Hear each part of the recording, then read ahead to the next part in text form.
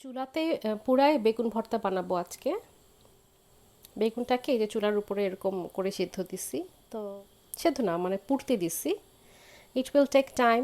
আস্তে আস্তে পুরোটা ঘুরায় ঘুরায় করব। মোটামুটি লো হিটে মাথার দিকটা বেশি মোটা যে দিকটা সেই দিকটা আস্তে আস্তে করে পুরাবো ঘুরায় ঘুরায়।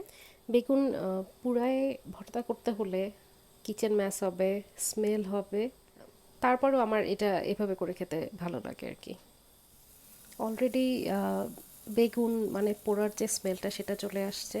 হ্যাঁ, আমি চাপ দিয়ে দেখতেছি যে ভিতরে সফট কিনা। ভিতরে সফট মানে হ্যাঁ, কুক হচ্ছে।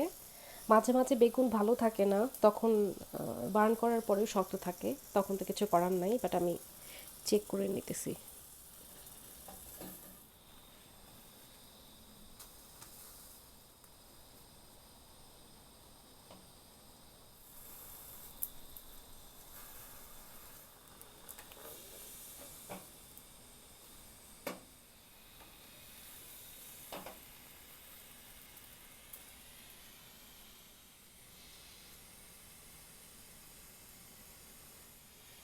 আমি টের পাচ্ছি যে বেগুনটা ভালো করে সেদ্ধ হচ্ছে। এখানে হাত দিলে অনেক নরম হয়ে যাচ্ছে, হুইচ ইজ গুড।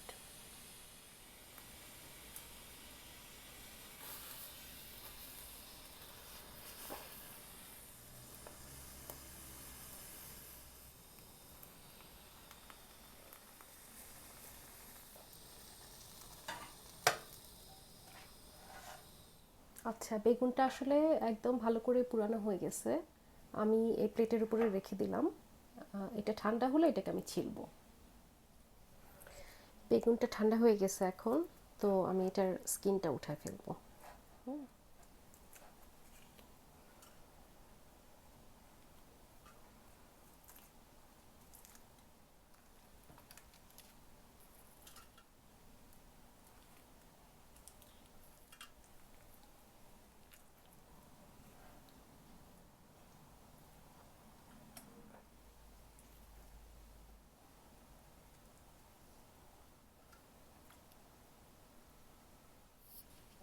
বেগুনটাকে ভালো করে ছেনে ফেলছি আমি।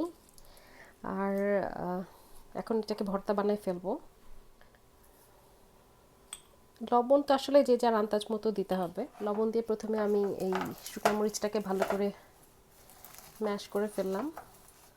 তারপরে ইয়েতে বেগুন ভর্তাতে আমি অলওয়েজ কাঁচা আদা দিই। আম্মাকে দেখছি, আমার এই টেস্টটাই ভালো লাগে। অ্যান্ড দেন পেঁয়াজ, সরিষার তেল।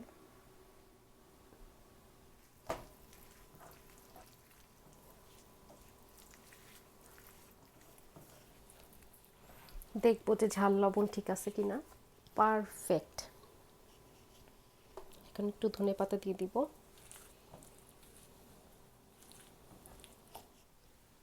আমাদের বেগুন ভর্তা রেডি।